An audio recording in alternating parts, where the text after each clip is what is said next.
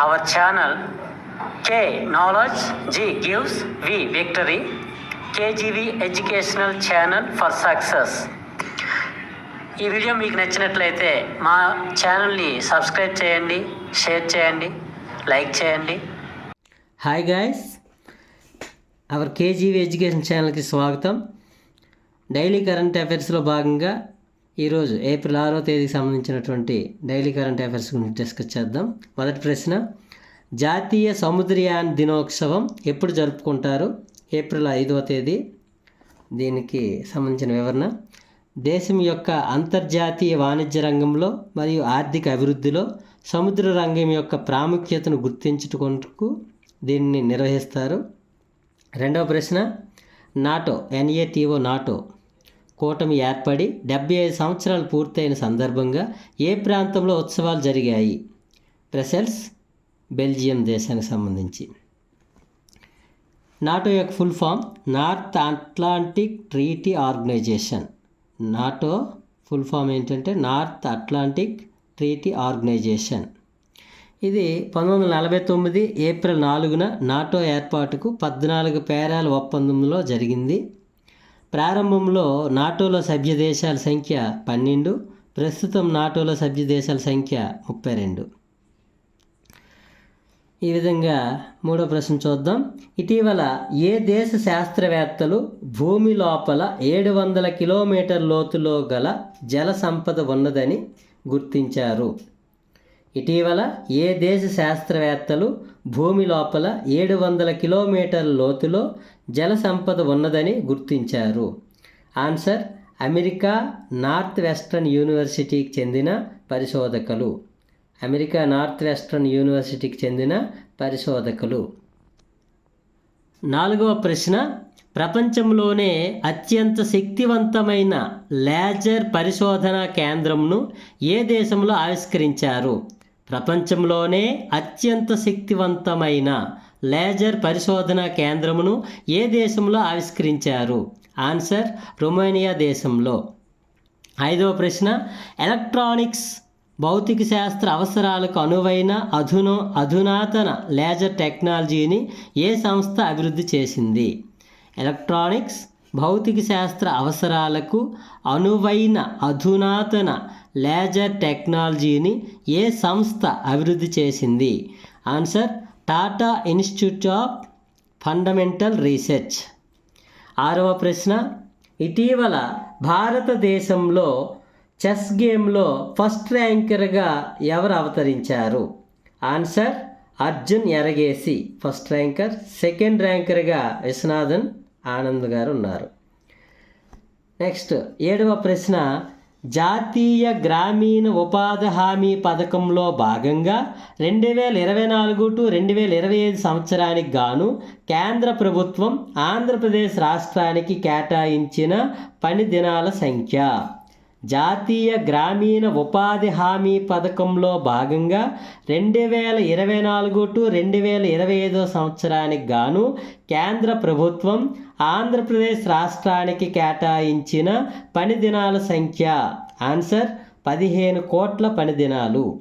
అదే సందర్భం 2023 టు 2024లో మన ఆంధ్రప్రదేశ్ రాష్ట్రానికి 25.3 కోట్ల పని దినాలని కేంద్ర ప్రభుత్వం కేటాయించింది. ఎనిమిదవ ప్రశ్న, ఇటీవల ఏ ప్రాంతానికి చెందిన క్రీసెంట్ హస్తకళకి భౌగోళిక గుర్తింపు జై ట్యాగ్ లభించింది? ఇటీవల ఏ ప్రాంతానికి చెందిన క్రీసెంట్ హస్తకళకి భౌగోళిక గుర్తింపు లభించింది? హైదరాబాద్. తొమ్మిదవ ప్రశ్న, ఇటీవల ఐక్యరాజ్య సమితి మానవ హక్కుల కౌన్సిల్ ఏ దేశాలపై చర్యలు చేపట్టాలని ఏకగ్రీవంగా నిర్ణయం తీసుకుంది? ఇటీవల ఐక్యరాజ్య సమితి మానవ హక్కుల కౌన్సిల్ ఏ దేశాలపై చర్యలు చేపట్టాలని ఏకగ్రీవంగా నిర్ణయం తీసుకుంది? ఆన్సర్, మయన్మార్, ఇరాన్ దేశాల మీద.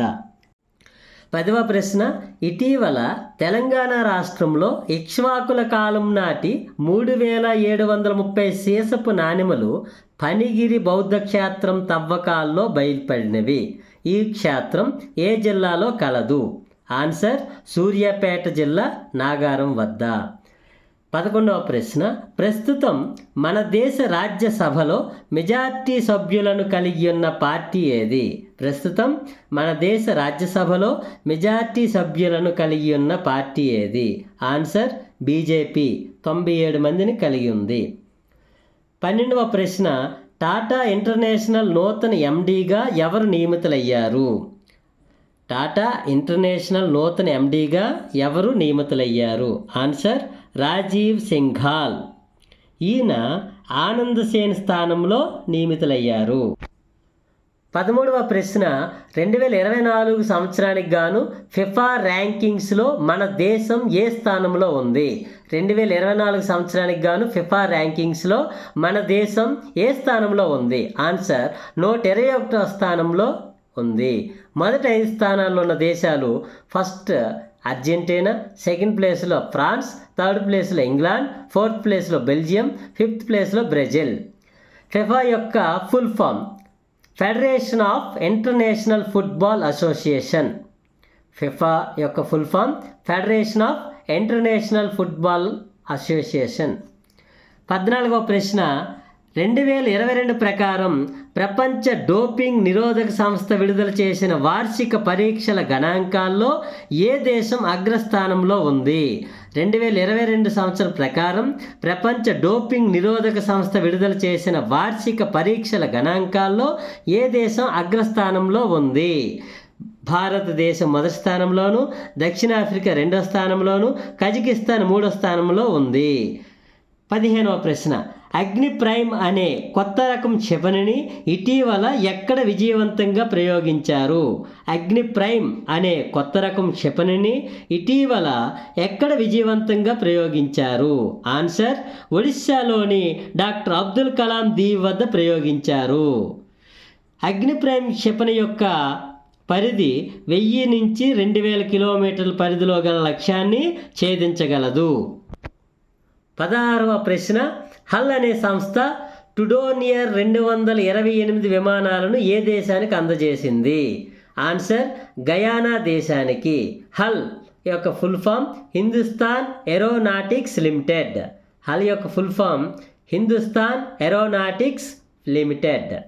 ఓకే గాయస్, మరి మన కేజీవి ఎడ్యుకేషనల్ ఛానల్ ద్వారా డైలీ కరెంట్ అఫైర్స్ ఎవ్రీడే మేము ఇస్తున్నాం. మరి ఈ వీడియోస్ మీకు నచ్చినట్లయితే మా ఛానల్ని సబ్స్క్రైబ్ చేయండి, వీడియోస్ని లైక్ చేయండి, అందరికీ షేర్ చేయండి. Okay, thank you.